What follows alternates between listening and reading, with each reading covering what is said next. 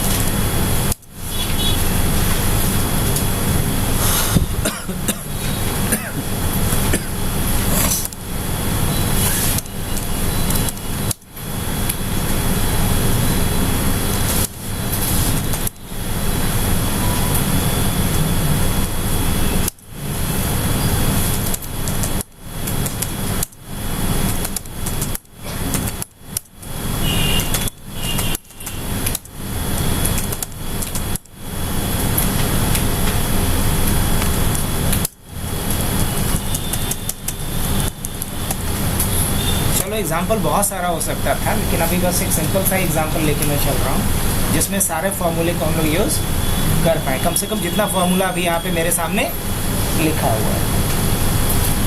हमें टोटल निकालना है, तो टोटल निकालने के लिए क्या तरीका होगा, सम लगाएंगे हम, और क्या डाल देते हैं, रेंज डाल देते हैं,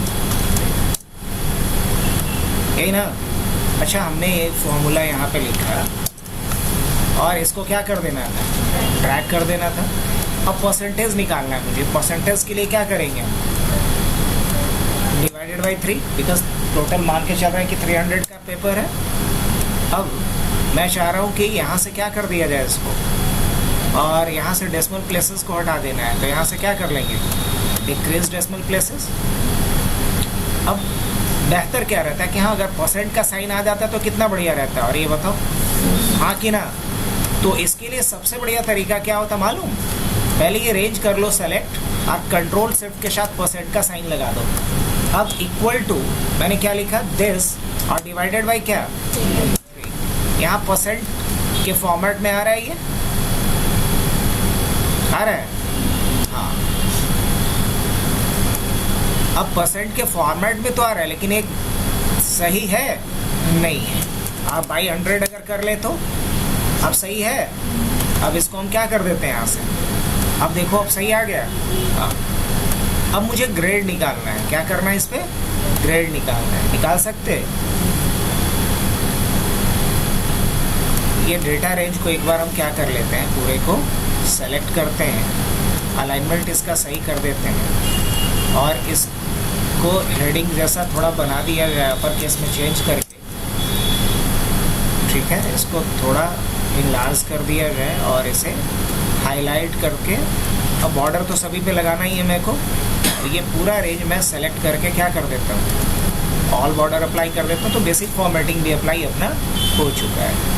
अब क्या है कि यहाँ जो भी डेटा हो ना, उसके लिए हम इसका फॉन्ट चेंज करके कर देते हैं अलग। अब सही है डेटा अपना।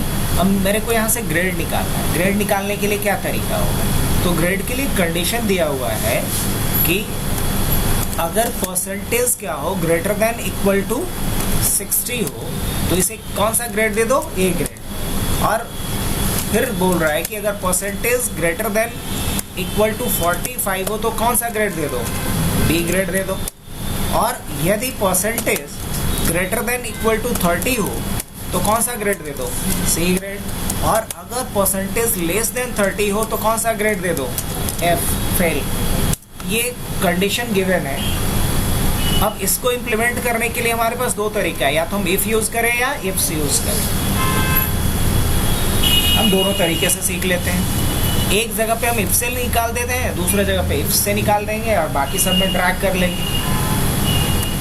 क्या लिखना पड़ेगा, इक्वल टू इफ। अब ये लॉजिकल टेस्ट की बात कर रहा है, यही लिख रहा है ना, लॉजिकल टेस्ट। तो लॉजिकल टेस्ट क्या करना है, चेक करना है कि ये ग्रेटर देन इक्वल टू क्या हो, 60। हमेशा हम अपर टू लोअर चलेंगे, सबसे पहले बड़े से छोटे की तरफ चलेंगे।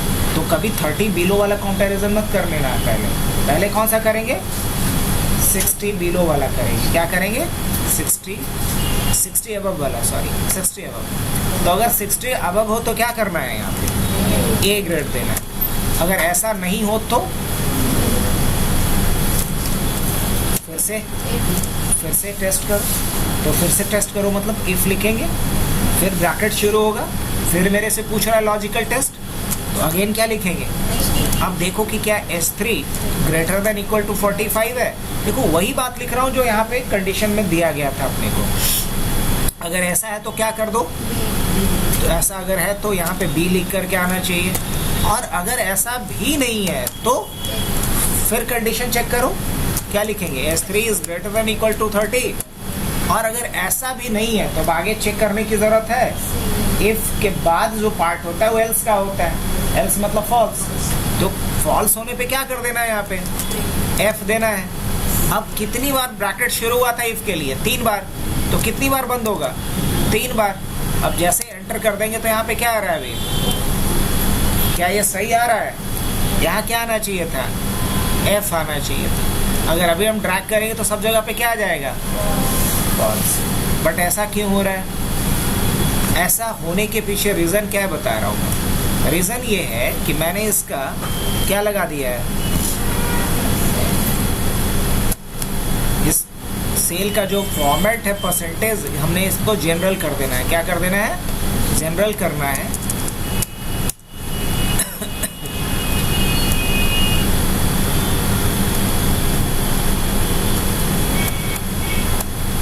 अब कुछ समझ में आया, लेकिन अब कंसर्न ये है कि मेरे को परसेंटेज यहाँ पे दिखलाना है। ये भी मान लो एक अपने लिए असाइनमेंट ही है। तो कंट्रोल 1 कर लेते हैं और क्या कर लेते हैं, यहाँ पे 0 के बाद डबल कोटेशन शुरू करेंगे। क्या डाल देंगे यहाँ पे, परसेंट, डबल कोटेशन बंद, और फिर क्या कर देंगे, ओके। अब सब में परसेंट आ रहा है, लेकिन कोई फार्मूला पे फर्क पड़ा, ये भी पढ़े होंगे हम लोग, बेसिक्स से पढ़ रहे होंगे। तो सेल फॉर्मेट, अब इसको हम लोग अभी ड्रैग नहीं करते हैं, ये सही है। 47% वाले को भी ही देना चाहिए था ना। अब देखो नए वाले एक्सेल में, मतलब एक्सेल 13 एबव में जाओगे तो वहाँ इफ्स का भी कॉन्सेप्ट आ गया है। तो हम इफ के जगह पे इफ्स भी यूज कर सकते हैं। इफ्स यूज होता है मल्टीपल कंडीशंस के लिए। हालांकि हमने इफ से भी मल्टीपल कंडीशन लगाया, लेकिन ये जो हमने मल्टीपल टाइम इफ लगाया, बहुत सारे लोग इसमें कंफ्यूज करते हैं। इसको बोला जाता है नेस्टेड इफ। इफ के इनसाइड में जो इफ हम लोग अप्लाई करते हैं, इसे क्या कहते हैं, नेस्टेड इफ। अब जिनका कोडिंग बैकग्राउंड नहीं है उनके लिए तो बाकी थोड़ा सा मुश्किल लगता होगा, लेकिन जिनका कोडिंग बैकग्राउंड है ऑलरेडी फेमिलियर होता है नेस्टेड इफ से। तो जो कोडिंग बैकग्राउंड से नहीं है उनके लिए ये वाला तरीका इफ लगाने का थोड़ा कॉम्प्लिकेटेड लगेगा। तो एक्सेल में आसान कर दिया गया इस काम को इफ्स का कॉन्सेप्ट देकर। क्या कह रहा है ये, लॉजिकल टेस्ट 1 बताइए। तो क्या डालिएगा यहाँ, H4 क्या लिखिएगा, is greater than equal to 60। अगर ऐसा हो तो क्या होना चाहिए, अब क्या पूछ रहा है, वैल्यू इफ ट्रू, तो यहाँ पे लिख दीजिए ये होना चाहिए। अब कॉमा जैसे ही दीजिएगा तो तुरंत ये क्या पूछ रहा है, लॉजिकल टेस्ट 2। अब कंडीशन नहीं लिखने को बोल रहा है, लॉजिकल टेस्ट 2। तो फिर क्या लिखेंगे, H4 is greater than equal to 45। और अगर ऐसा है तो क्या होना चाहिए, B। फिर ये क्या कह रहा है, लॉजिकल टेस्ट 3। तो हम डायरेक्ट क्या लिखेंगे, H4 is greater than equal to 30। अगर ऐसा है तो क्या होना चाहिए, C। अगर ऐसा नहीं है तो फिर एक बार कंडीशन चेक करना पड़ेगा, H4 इज लेस देन 30। अगर ऐसा है तो क्या होना चाहिए, F। अब एक बार ब्रैकेट बंद होगा कि 3 बार होगा? एक बार। अब इफ इस तरीके से लिखा जा सकता है और इफ में हमें इफ के अंदर इफ लिखना पड़ा, रिजल्ट सेम ही आएगा। अगर इसको मैं ड्रैग कर दूं तो देखो सभी जगह रिजल्ट आ गया, सबका ग्रेड आ गया। अब मुझे सबका स्टेटस निकालना है। स्टेटस में एंड का बढ़िया यूज होने वाला है। अब क्या एंड का यूज होगा समझो। स्टेटस यहाँ पास या फेल दिखाना है। क्या दिखाना है? पास कब होगा? जब सारे सब्जेक्ट में इसका मिनिमम मार्क्स 30 होना चाहिए। सारे सब्जेक्ट में मिनिमम मार्क्स क्या होना चाहिए? 30 होना चाहिए, तब ये पास दिखला है। और अगर एक भी सब्जेक्ट में इसका 30 बिलो हो जाए तो क्या दिखा है? फेल दिखा है। यही बात ना। कैसे करेंगे इसको? तो हम पहले तो इफ लिखेंगे, यही ना। अब जैसे इफ लिखेंगे तो हमसे क्या पूछेगा? Logical test. अब टेस्ट मुझे क्या करना है? टेस्ट ये करना है कि इसका भी मार्क्स 30 से ज़्यादा हो, इसका भी 30 से ज़्यादा हो, इसका भी 30 से ज़्यादा हो, मतलब more than one condition check होना है और सारे कंडीशन ट्रू होना चाहिए। तो क्या लिखेंगे यहाँ पे? एंड। अब पहला कंडीशन क्या है ये बताओ। तो है D3 इज ग्रेटर देन क्या होना चाहिए? 30। फिर क्या होगा? D नहीं, E3 इज ग्रेटर देन क्या होना चाहिए? 30। और फिर क्या है? F3 इज ग्रेटर देन भी क्या होना चाहिए? अब ग्रेटर देन नहीं, अगर तरीके से देखा जाए तो ग्रेटर देन इक्वल टू होना चाहिए। क्या होना चाहिए?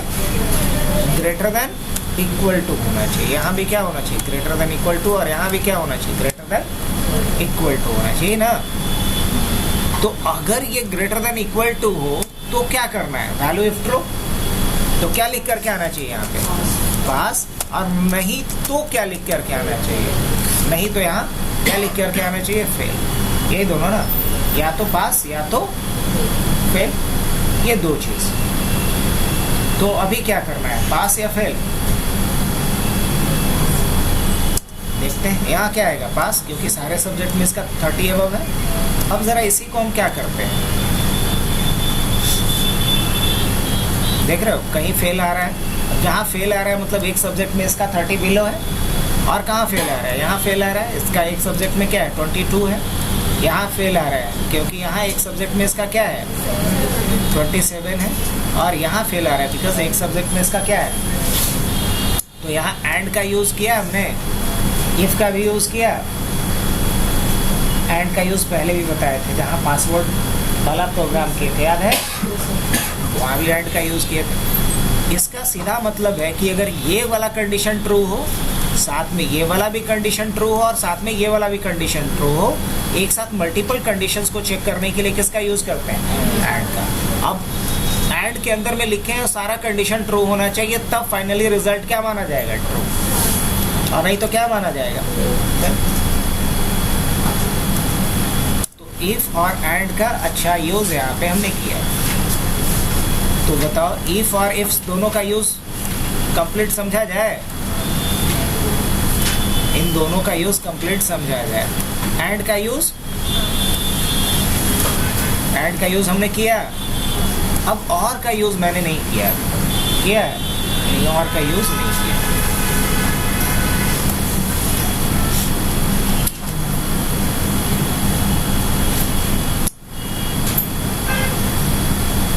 या तो ग्रेड ए हो या तो ग्रेड क्या हो? ए हो,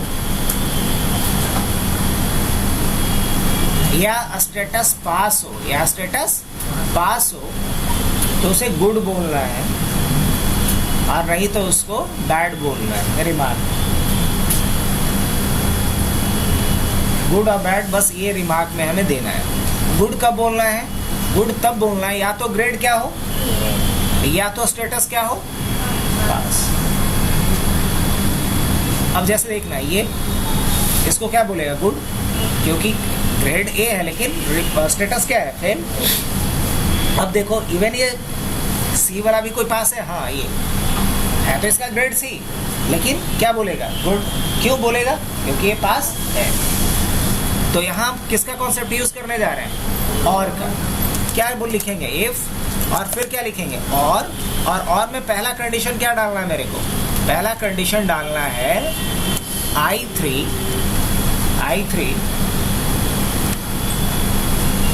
इक्वल टू क्या होना चाहिए?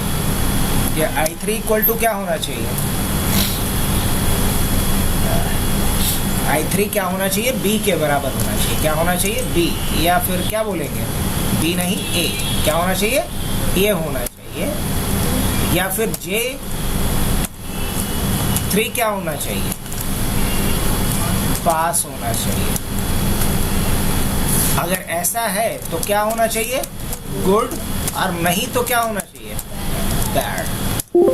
अब देखो,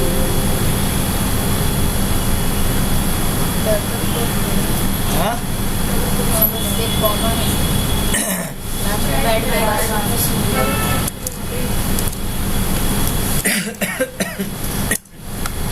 अभी क्या आ रहा है यहाँ पे?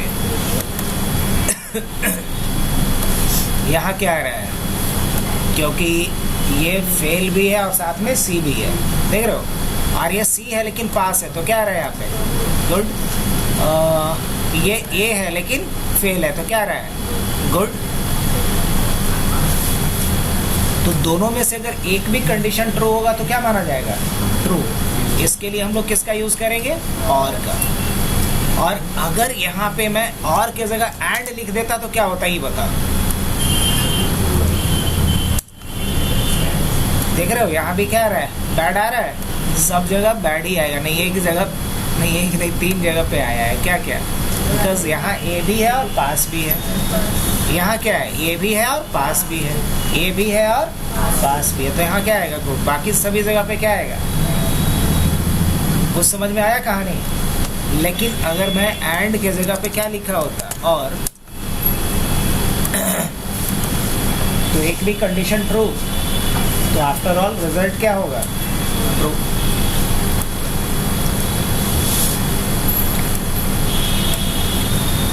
और के बाद बात करते हैं इफ एरर का। इफ एरर यूज किया जाता है किसके लिए? कि यदि कोई कंडीशन या जब हम कुछ वैल्यू सर्च कर रहे हैं, अगर वैल्यू ना मिले तो वहाँ एरर आता है। हम उसी एरर को हैंडल करने के लिए कॉन्सेप्ट किसका डालते हैं? इफ एरर का। चलो समझ लेते हैं ज़रा इस बात। जैसे मैंने यहाँ पे लिखा ID, क्या लिखा? या SID, और उसके बाद मैं इसका स्टेटस देखना चाह रहा हूँ कि पास है या फेल है। देख सकते हैं? या हम चाहते हैं इसका ग्रेड देखना। क्या देखना? ग्रेड देखना। बाद में मन होगा तो हम क्या देख लेंगे? स्टेटस देख लेंगे। लेकिन अभी हम मान के चलते हैं, एक सेकंड, इसको सेलेक्ट कर लें।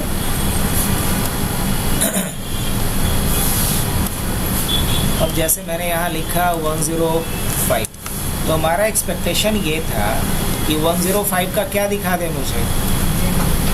क्या दिखा दे? ग्रेड दिखा दे और अच्छा नेम भी दिखा दे, ऐसा भी चाहते हैं। तो चलो पहले नेम देख लेते हैं, और नेम के बाद क्या देख लेते हैं? इसका ग्रेड देख लेते हैं, जो बाद में देखना होगा देख लेंगे। तो क्या करें हम इसके लिए? नेम देखने के लिए इक्वल टू वी लुकअप लगाते हैं कि नहीं लगाते हैं? या तो वी लुकअप या एक्स लुकअप लगा लें। अब किसके अकॉर्डिंग? N4 के अकॉर्डिंग, यही ना? अब इसको खोजना कहाँ पे है मेरे को? इस रेंज में, किस कॉलम में? अब या तो कॉलम गिन के डाल दो या फिर मैच लगा लो। ज़्यादा बेहतर क्या रहेगा? मैच लगा लो। अब किसको मैच करना है? तो बोलेंगे इसको मैच कर लो। इसको मैच कहाँ से कहाँ तक में करना है? इस रेंज में करना है। और एग्जैक्ट मैच करना है तो 0, कॉमा देंगे, उसके बाद क्या लिखेंगे? 0, और क्या करेंगे? एंटर। तो 105 रवि है, हाँ रवि है, हो गए यहाँ पे। और इसी को क्या कर लेते हैं हम लोग? अब एक काम है कि अगर यहाँ जो फॉर्मूला लगाया हूँ मैं, उसको क्या कर दिया जाए? लॉक। अब फॉर्मूला लॉक करने का फ़ायदा क्या होगा? सबको समझ में आ रहा है कि अगर हम ड्रैग करेंगे तो ये क्या होगा? हाँ, ड्रैग करेंगे तो ये चेंज नहीं होगा। तो हम यहाँ अगर लगाना चाहें तो सिर्फ किसके पहले डॉलर लगा सकते हैं? रो के पहले, कॉलम के पहले नहीं, बिकॉज कॉलम तो क्या करना है? चेंज करना है। लेकिन इसको चेंज करना है? नहीं करना है। इसको चेंज करना है? नहीं करना है। अब देखो लॉक करने का फ़ायदा ये होगा कि जब हम ड्रैग करेंगे तो मुझे उसका फॉर्मूला दोबारा टाइप करना नहीं पड़ा। अगर मैंने यहाँ से क्या लिखा 107 लिखा तो राजू और ग्रेड ए ही है 107 का। हाँ बिल्कुल सही है। अगर हम लिखते हैं 102 तो रवि आएगा लेकिन ग्रेड सी आ रहा है। सब कुछ सही बता रहा है ये कि कोई दिक्कत? सब कुछ सही बता रहा है ये।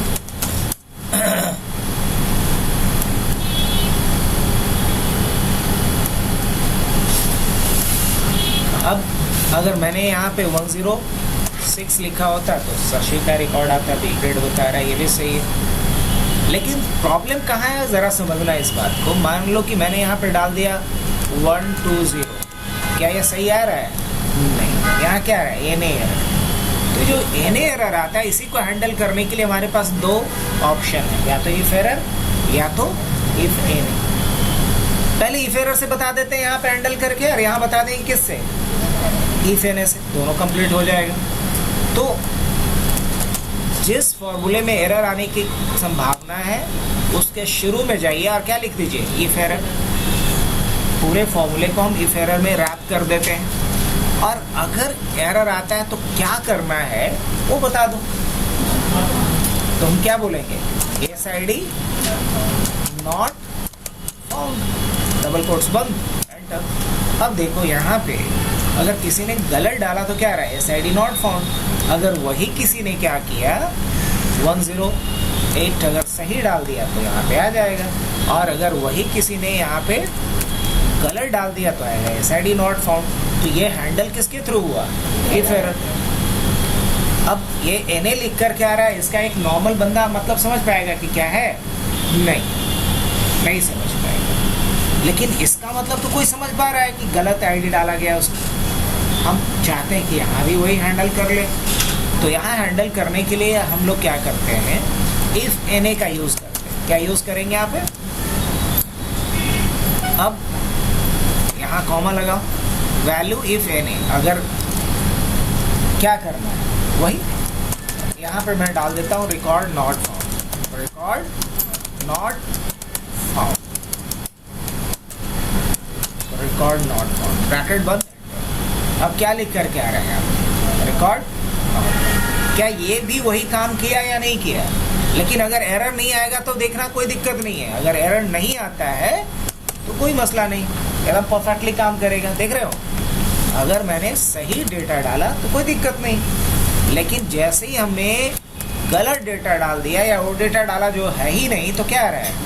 लेकिन मैंने यहाँ हैंडल किसके थ्रू किया? इफ NA के थ्रू। और यहाँ हैंडल किसके थ्रू किया? इफ NA के थ्रू। क्या तो दोनों का काम क्या है? एरर को हैंडल करना। कि अगर हम कोई डेटा सर्च कर रहे हैं और वो डेटा अवेलेबल नहीं है तो उसको कैसे हैंडल करा जाए वो हम इफ NA या इफ एरर के थ्रू करते हैं। तो लॉजिकल फंक्शन कंप्लीट समझा जाए अपना कि नहीं?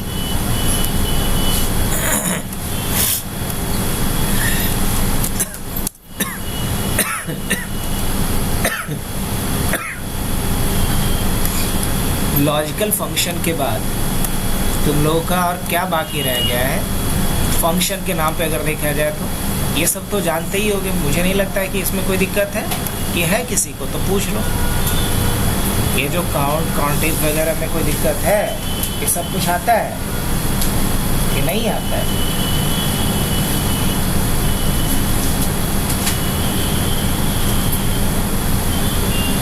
सम, समिफ, काउंट, काउंटिव, ये सब कुछ आता है कि नहीं आता है? आप लोग आता है ना? हाँ,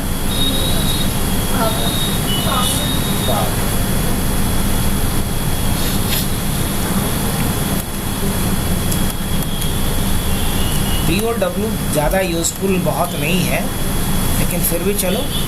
जैसे कि मान लो हम लोग को CCNA में पढ़ाना होता है टॉपिक सबनेटिंग। क्या पढ़ाना होता है? अब सबनेटिंग में हमें 2 का पावर 0 से लेकर के 2 का पावर 32 तक का ज़रूरत पड़ता है। अब CCNA में मैक्सिमम लोग पढ़ने आता है सब, समझो कि जो हर तरफ से रिटायर हो जाता है, मान लो ग्रेजुएशन कंप्लीट किया, 5-10 साल तैयारी किया गवर्नमेंट जॉब का, कुछ नहीं हुआ तो सोचते हैं CCA में कर लें, IT में जॉब मिल जाएगा। मतलब जो एक्सपायर स्टूडेंट है वो लोग आते हैं कि CCA ने सीख लिया, बताओ उसको पढ़ा याद होगा, टेबल याद होगा क्या? प्रैक्टिकली आंसर होगा नो। तो उन लोग के लिए थोड़ा कैलकुलेशन करना ज़्यादा मुश्किल लगता है। तो मान लो कि हम 2 यहाँ पे चाहते हैं फिल कर देना। अब कितनी बार? मान लो 32 टाइम्स, चलो अभी इतना ही ले लेते हैं, फिल कर दिए। अब मुझे इसका पावर कैलकुलेट करना है। पावर कहाँ से? पावर 0 से। अब इसको फिल करने के लिए तरीका या सीक्वेंस या फिर जैसे भी कर लोगे यहाँ तक। अब यहाँ भी 2 लिख दिया और यहाँ से इन दोनों को ड्रैग कर दिया ऐसे। पावर 20 तक ही पहले दिखाते हैं, राइट? चलेगा? अब देखो, अगर मुझे पावर कैलकुलेट करना है, क्या लिखेंगे? पावर, और यहाँ जो हम पावर लिखते हैं, किसका पावर? इसका पावर कितना? ये। और क्या करते हैं यहाँ पे? अब जैसे ही हम ड्रैग करेंगे तो मुझे 2 का पावर 0 क्या होता है? किसी भी नंबर का पावर 0 क्या होता है? 1। 2 का पावर 1 क्या होगा? 2 का पावर 2 क्या होगा? इतना तो सबको पता है। यहाँ तक कोई दिक्कत नहीं होता है। 5 तक तो लोग को जनरली याद रहता है, उसके आगे फिर जाने में दिक्कत है। तो हम किसी भी नंबर का इस तरीके से पावर का क्या कर सकते हैं? टेबल जनरेट कर सकते हैं। ये बेनिफिट है पावर का। अगर देखा जाए तो सबसे ज़्यादा यूज़ जो करते हैं हम लोग अर्थमेटिक में, वो सम करते हैं, सम इफ करते हैं और सम इफ्स करते हैं, सबसे ज़्यादा यूज़ ये जोड़ने वाले में। अब गिनने वाले में जो करते हैं, काउंट करते हैं, काउंट इफ करते हैं और काउंट इफ्स करते हैं और काउंट ए करते हैं। क्या करते हैं? काउंट ए करते हैं। तो ये गिनने वाले में 4 गिनती करने के लिए और जोड़ने वाले में ये 3 का यूज सबसे ज़्यादा है ना। तो ये है गिनती जोड़ने वाला और ये है गिनती करने वाला। अब बताओ इसमें से किसी का यूज सीखे हो या नहीं सीखे हो? कोई ऐसा भी है कि जो नहीं कभी किया है? अगर मैं बोलूँ कि काउंट और काउंटे में क्या अंतर है, क्या बताओ? काउंट और काउंटे में कोई फर्क है? काउंट नंबर को काउंट करता है, नंबर प्लस टेक्स्ट। काउंट सिर्फ नंबर को काउंट करता है, लेकिन काउंट ए नंबर और टेक्स्ट दोनों को काउंट करता है। एक और आता है इसमें, काउंट ब्लैंक। क्या आता है? Count blank. अगर कई बार देखना होता है कि ब्लैंक कितना सेल है, तो ब्लैंक की गिनती करने के लिए हम लोग क्या यूज़ करते हैं? Count blank. कि नहीं? अब अगर मान लो मुझे इन सब का सम चाहिए, तो क्या करेंगे? हम इक्वल टू सम लगाएंगे और क्या करेंगे? हम यहाँ से यहाँ रेंज डाल देते हैं। ये क्या करेगा? सम कर देगा। या चलो इसका सम नहीं करते हैं, इक्वल टू सम करते हैं। और मैं चाह रहा हूँ कि इसका सम कर दूँ। किसका? यहाँ से लेके यहाँ तक का हो जाएगा। तो टोटल सम कितना आ गया इसका? यहाँ किसका यूज़ किया होगा? सम का। अब यहाँ मुझे सम इफ लगाना है। सम इफ मतलब जोड़ो, लेकिन एक कंडीशन के वजह से। तो हम क्या लिखेंगे? सम इफ। अब मेरे से पूछ रहा है रेंज पहले बताओ जिसको जोड़ना है। और राइट, मैंने रेंज वही दे दिया। अब मेरे से पूछ रहा है क्या? क्राइटेरिया बताइए। क्या बताइए? क्राइटेरिया बताइए। तो क्राइटेरिया में क्या डालेंगे? क्राइटेरिया में क्या डाल दिया जाए?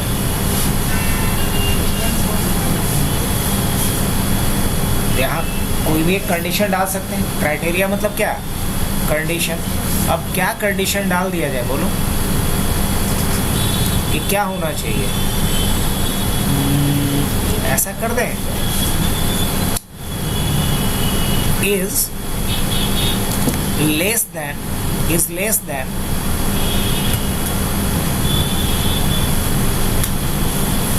11, less than 11। अब जोड़ना किसको है?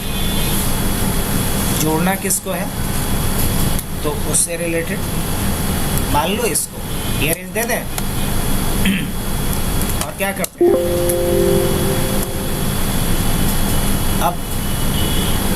हम किस में डालेंगे? ये नहीं रिकॉग्नाइज कर पाया डायरेक्ट, तो इसको हम किस में डाल दिए? अब क्या ये सही आया है? ये 2047 क्या सही आ रहा है? अब देखते हैं 11 से कम, 11 से कम, तो 11 से कम कहाँ तक हुआ? 2, 4 और क्या होगा? 8, फिर क्या होगा? 16, फिर क्या होगा? 32, फिर क्या होगा? 64 और फिर क्या होगा? 128, फिर क्या होगा? 256, फिर क्या होगा? 512 और फिर क्या होगा? 1024। और देखो तो क्या मैच किया कि नहीं किया? हाँ, एक और मैंने छोड़ा है। अब देखो तो क्या ये मैच कर रहा है इसके साथ? मैं किसको मैच करने की बात कर रहा हूँ, समझ में आ रहा है? तो क्या ये जो कंडीशनली सम किया था वो सही किया था? बस यहाँ जो मैंने करके दिखाया वो क्रॉस चेक करने के लिए बताया कि मुझे लगा कि ये सही निकाल रहा है या नहीं निकाल रहा है। इसने किया क्या? इसने ये किया, मैंने इसको ये बोला कि इस रेंज में 11 से छोटा जहाँ भी वैल्यू मिले इस रेंज में, पूरे रेंज में, उसको आपस में जोड़ दो। तो हमने यहाँ पे पहले बताया कौन सा रेंज, तो हमने बताया ये वाला रेंज, यही ना। इसके लिए क्राइटेरिया क्या डाला कि लेस देन क्या होना चाहिए? 11 होना चाहिए। और अगर लेस देन 11 हो तो किस रेंज को जोड़ दो? इस रेंज को जोड़ दो। तो हमने किसका यूज़ किया यहाँ पे? सम इफ का। क्या एक से अधिक कंडीशन के बेसिस पे जोड़ा जा सकता है? कैसे? क्या यूज़ करना पड़ेगा फिर? इक्वल टू सम इफ से ही लिखना होता है ना। अब ये क्या मांग रहा है? सम रेंज। उसमें सम इफ में सम रेंज सबसे आखिरी में मांगता था, ये क्या मांग रहा है? पहले ही मांग ले रहा है। तो किसको जोड़ना है मुझे? किसको जोड़ना है? कॉमा। अब क्या पूछ रहा है ये? क्राइटेरिया रेंज बताइए। पहला फर्स्ट क्राइटेरिया रेंज क्या होगा वो बताइए। अब यहाँ बहुत ज़्यादा तो है नहीं, इसको क्या है? नहीं, क्योंकि पहला क्राइटेरिया में तो क्या डाल सकता है? सेम ही है।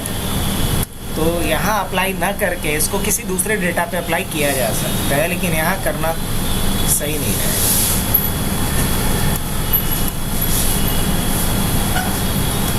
चलो इसको समझाने के लिए एक काम कर सकते हैं। जैसे हमने लिखा प्रोडक्ट और उसका क्या लिखा प्राइस। क्या लिखा?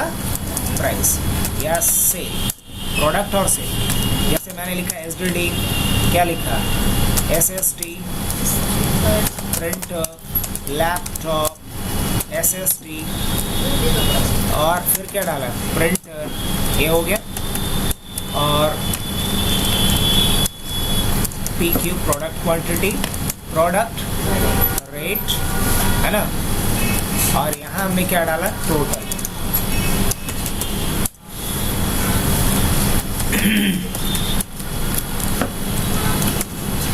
प्रिंटर तो डाल ही चुके हैं, 2 बार हो गया। लैपटॉप, हार्ड डिस्क डालें 2 बार, चलो काफ़ी है। 10, 5, 15, 20, 12, 18, 6, 10,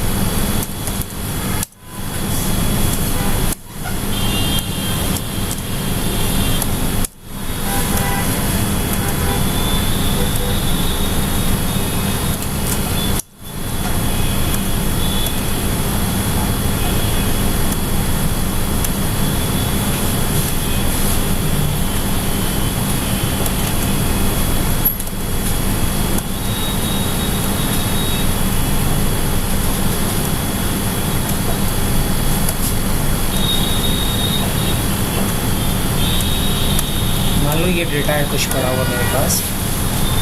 अब अगर यहाँ बोला जाए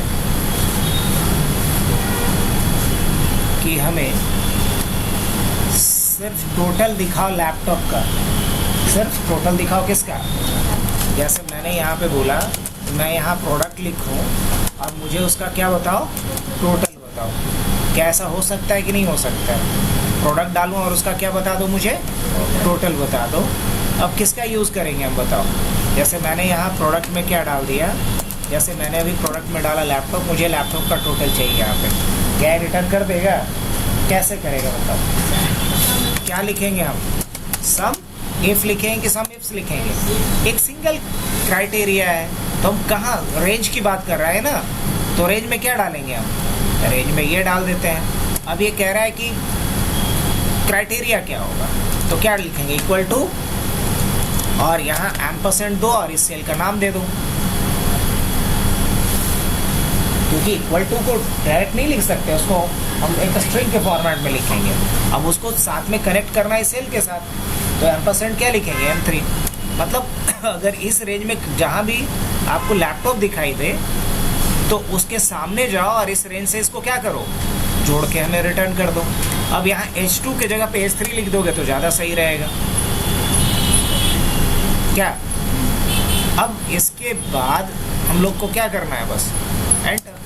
अब देखो तो ये सही आ रहा है कि नहीं आ रहा है, भरोसा है कि चेक करना पड़ेगा। अगर चेक करना पड़ेगा तो एक लैपटॉप है यहाँ पे 10 लाख का और एक लैपटॉप है 3,60,000 का, तो ठीक तो दिखा रहा है 13,60,000, सही दिखा रहा है। अगर मैंने यहाँ पे क्या डाला, प्रिंटर, तो एक प्रिंटर है आपका 90,000 का और एक प्रिंटर की एंट्री है कितने का, 1,44,000 का, तो 90,000 और 40,000, हाँ तो ठीक तो है, 2,34,000 सही आ रहा है ये। तो बताओ यहाँ हमने कॉन्सेप्ट किसका देखा, सम इफ का अच्छा यूज़ है हुआ। अच्छा, लेकिन अब मान लो कि थोड़ा सा यहाँ पे चेंज कर दिया जाए और बोले कि मुझे क्वांटिटी के अकॉर्डिंग भी दिखाओ। मतलब मैंने क्या करना है वो समझना बात। यहाँ पे मैंने डाल दिया प्रोडक्ट क्वांटिटी, क्या डाल दिया, प्रोडक्ट क्वांटिटी। अब यहाँ जो भी क्वांटिटी डाल दूँ उस क्वांटिटी, प्रोडक्ट क्वांटिटी ग्रेटर है। अगर प्रोडक्ट क्वांटिटी बड़ा हो तो दिखाओ। अब जैसे अभी हम बड़ा में क्या डाल देते हैं, जैसे 5, क्या डाल दिया यहाँ पे 5। अब दो कंडीशंस के, एक तो पहले प्रिंटर देखो और दूसरा क्या देखो कि क्वांटिटी इसका क्या होना चाहिए, 5 से बड़ा होना चाहिए, 5 से बड़ा होना चाहिए। तो प्रिंटर 5 से बड़ा है और एक जगह प्रिंटर 18 है। अब जानबूझ करके एक जगह प्रिंटर क्या करने वाला हूँ मैं, 4 करने वाला हूँ, या इवन 5 ही करने वाला हूँ। 5 करूँगा तो भी 5 से बड़ा थोड़ी है। हमने क्या लगाया कंडीशन, ये 5 से बड़ा होना चाहिए। क्या ये सही बता रहा है वे? नहीं। अगर 5 से बड़ा देखा जाए तो प्रिंटर सिर्फ आना चाहिए था 90,000, क्या। तो यहाँ किसका यूज होगा, एक तो प्रोडक्ट के लिस्ट में चेक करे हो और दूसरा कहाँ चेक करो, क्वांटिटी, मतलब दो कंडीशन। तो यहाँ अब हमें सम इफ के जगह पे क्या लगाना होगा, हटा दो इसको, क्या लिखेंगे, equal to sum ifs, bracket शुरू किए, क्या डालेंगे यहाँ पे, सम रेंज। सम रेंज क्या डाल देंगे, यही रेंज है ना। अब क्राइटेरिया रेंज 1 पूछ रहा है तो क्या डालेंगे हम, क्राइटेरिया रेंज 1 तो ये होना चाहिए। अब ये कह रहा है क्राइटेरिया, क्या डालेंगे यहाँ, इक्वल टू, और इक्वल टू क्या होना चाहिए, इसी से मैच करवाना है जी, तो ये डाल दो। अब ये कह रहा है क्राइटेरिया रेंज 2, तो क्राइटेरिया रेंज 2 क्या होगा, ये यही ना, कॉमा। अब पूछ रहा है क्राइटेरिया 2, तो क्या डालेंगे यहाँ पे, ग्रेटर देन, या फिर नहीं, क्योंकि 5 हमको नहीं पता, हम यहाँ जो डालेंगे उसके हिसाब से होना चाहिए। इसको भी हम डायनेमिक बनाने वाले हैं, बस ना, ब्रैकेट बंद। और अब देखो क्या आ रहा है, लेकिन जैसे ही अगर मैंने क्या कर दिया, ये तो 5 डाल दिया। अब लेकिन अगर हम 10 डालते हैं तो भी वही आएगा, लेकिन जैसे ही हम 15 डाल देंगे तो ये 0 आ जाएगा, क्योंकि 16 है ही नहीं अपने पास, है नहीं, दिख रहा है ये। अगर मैंने 5 डाला और यहाँ हमने लैपटॉप डाल दिया, क्या डाल दिया, लैपटॉप डाला, क्या कहाँ है भाई, तो लैपटॉप जो 5 से बड़ा है, 6 है ना, ये वाला और प्लस ये वाला दोनों ऐड हो गया, दोनों तो 5 से बड़ा ही है। लेकिन मान लो इसको हम 4 कर देते हैं, तो जैसे ही 4 कर देंगे तो क्या हो जाएगा, 10 लाख हो गया। ये समझाने के लिए है आप लोगों को कि जैसे हम चेंज करेंगे डेटा, हमारा फॉर्मूला उसके अकॉर्डिंग फिल्टर करके अलग रिजल्ट आएगा। काम किया या नहीं किया ये तो बताओ। यहाँ हम इन तीनों का भी एक बार चेक कर लिए। काउंट और काउंटिव की बात कर रहे हैं हम लोग। अगर मान लो ये पूछा जाए कि कितना टोटल रिकॉर्ड है मेरे पास, तो कैसे निकालेंगे हम, इक्वल टू क्या लिखना पड़ेगा। अगर हम काउंट लिखते हैं और मान लो मैंने ये रेंज डाल दिया, क्या ये काउंट करेगा, 0 बता देगा, ये तो गड़बड़ है। लेकिन अगर यही मैंने यहाँ पे लिखा काउंट और ये रेंज हमने डाल दिया, क्या आएगा, सही काम किया ये नंबर्स पे काम किया। लेकिन अगर हम वही लगाते हैं यहाँ पे काउंट 8 और हमने ये रेंज ले लिया, 8 बता रहा है ये। अगर यहाँ भी हम काउंट A लगाएंगे,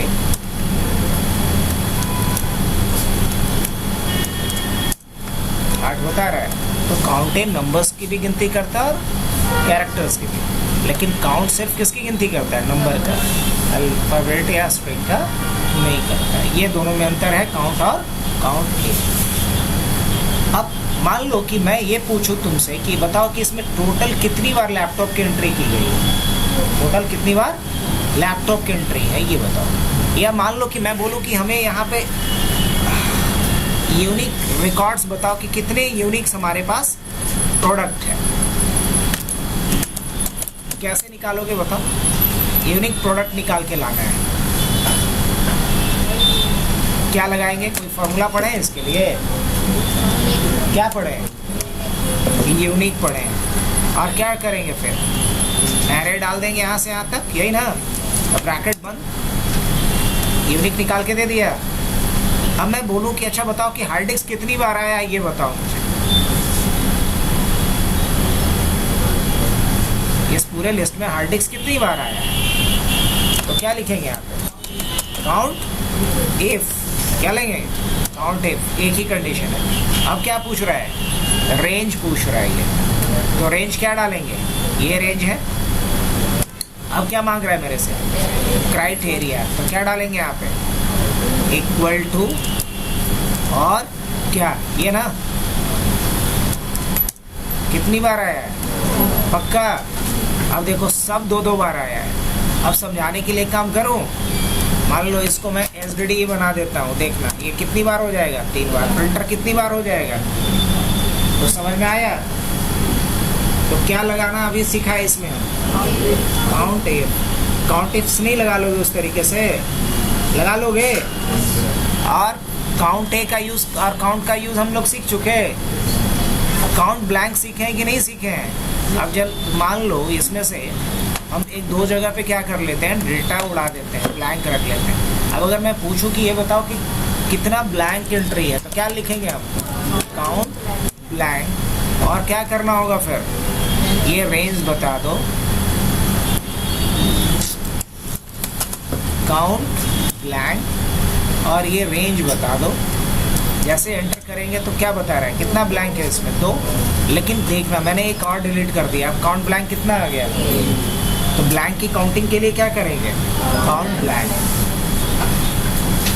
खासतौर से जब हम लोग डेटा क्लीनिंग करते हैं तो अकाउंट ब्लैंक का बड़ा इंपॉर्टेंट रोल हो जाता है। ये चेक करना कि कहाँ कहाँ डेटा मिस कर रहा है, कितने जगह पे डेटा अभी हमारा मिसिंग है, ये हम काउंट ब्लैंक के थ्रू निकाल सकते हैं कि नहीं। अब क्या बाकी रहा, काउंट इफ्स ना। काउंट इफ्स क्या करता है, मल्टीपल कंडीशंस के बेसिस पे। अब जैसे कि हमें यहाँ पे गिनती करनी है कि लैपटॉप कितनी बार आया है जिसका कि क्वांटिटी 15 से ज़्यादा है। क्या ऐसा लगा सकते हैं हम लोग? क्या लिखना होगा? काउंट एप्स, है ना। अब क्या पूछेगा? Criteria range 1। अब क्या मांग रहे हैं? क्राइटेरिया क्या डालेंगे यहाँ? इक्वल टू लैपटॉप, ये डाल देते हैं। इसको स्टैटिक बनाते हैं, डायनेमिक नहीं, इसलिए एम्परसेंड और सेल का रेफरेंस नहीं दिया। अब क्या पूछ रहा है मेरे से? क्राइटेरिया रेंज 2, तो क्राइटेरिया रेंज 2 क्या डाल दिया ये, और इसमें कंडीशन क्या डाल दिया मैंने? क्राइटेरिया क्या डाल दिया? क्या होना चाहिए? Greater then 10, greater than 10। तो ऐसा कितना है? 1। लेकिन अगर मैंने इसको 12 कर दिया तो अब कितना हो जाएगा? तो मल्टीपल क्राइटेरिया के बेसिस पे अगर हमें काउंटिंग करनी होगी तो क्या लगाते हैं? Count apps. तो बताओ, इन जो फॉर्मूला हमने आज काउंट और सम का देखा वो हम लगा सकते हैं कि नहीं? इस तरीके से आगे बढ़ा जाए? छोड़ दें?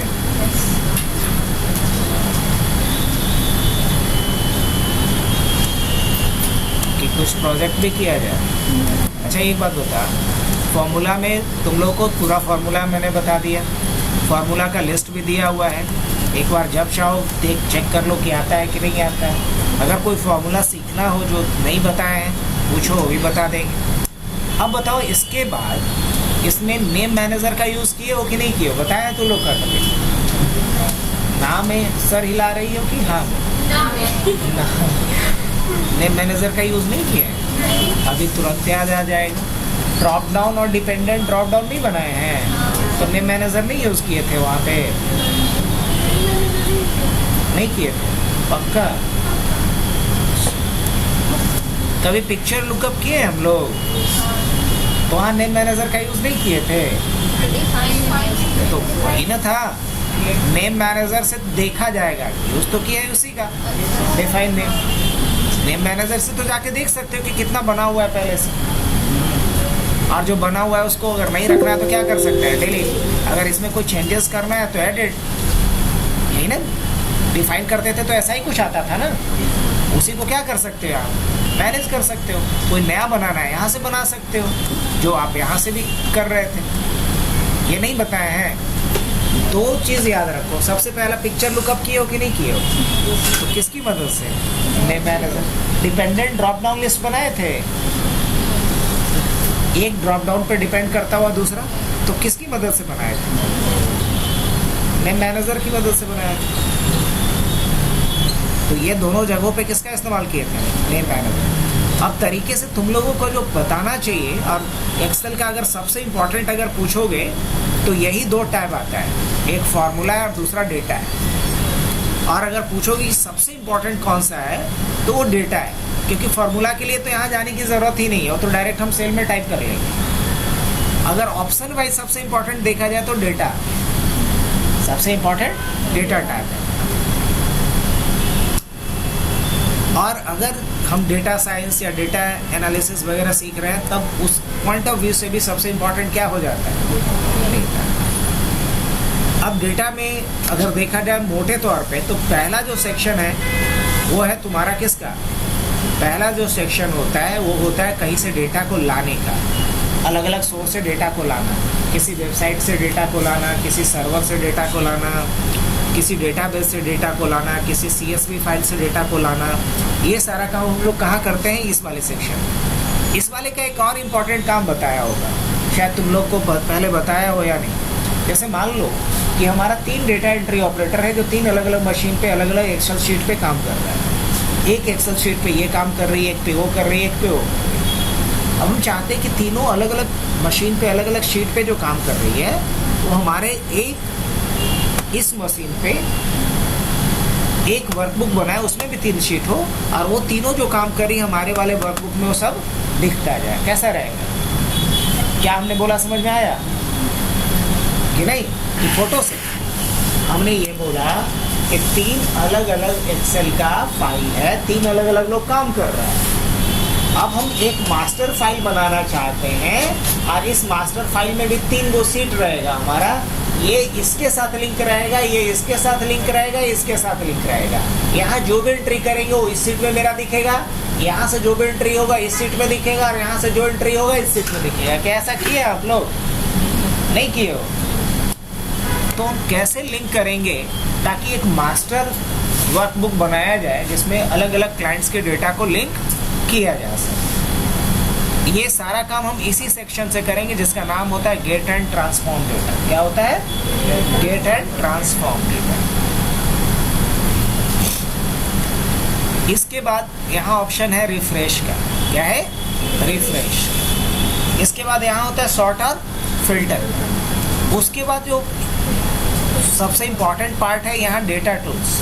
क्या है ये? Data tools. अब डेटा टूल्स एक ही कॉलम में जो डेटा है उसको अलग अलग कॉलम में बांटना हो, चाहे डुप्लीकेट्स को हटाना हो, या फ्लैश फिल करना हो, या डेटा मॉडलिंग करना हो, या वैलिडेशन करना हो। वैलिडेशन तो पहले ही बताए हैं आप लोग को, ये नहीं बताया? कस्टम वैलिडेशन भी बताए होंगे। एक फॉर्म बना लेंगे, उस पर हम लोग वैलिडेशन भी कर लेंगे, डेटा एंट्री भी कर लेंगे, दोनों चीज़ें हो जाएंगी। डेटा वैलिडेशन हो गया, डेटा मॉडलिंग हो गया, डेटा कंसोलिडेशन हो गया। कंसोलिडेशन मतलब होता है अलग अलग रिपोर्ट्स को एक साथ मिला करके एक सिंगल रिपोर्ट्स बनाना। तो डेटा कंसोलिडेशन भी बड़ा एक इम्पॉर्टेंट ऑप्शन हो जाता है। और ये सारे ऑप्शन कहाँ दिखेगा अपने को? डेटा टूल्स में। उसके बाद यहाँ एक मोस्ट इम्पॉर्टेंट ऑप्शन दिखता है गोल सीक और सिनेरियो। गोल सीक और सिनेरियो और डेटा टेबल, ये तीनों एनालिसिस के लिए इस्तेमाल होने वाला टूल है। अब तीनों का कुछ एग्जाम्पल्स देखना पड़ेगा, तब समझ में आएगा कि सिनेरियो मैनेजर कहाँ यूज़ होगा, गोल सीक कहाँ यूज़ होगा, और डेटा टेबल कहाँ यूज़ होगा।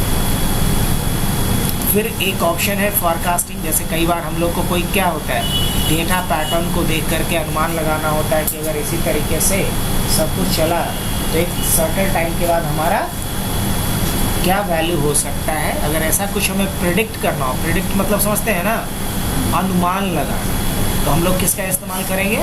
फॉरकास्टिंग। सब टोटल का भी यूज़ शायद जानते होगे कि नहीं जानते हो।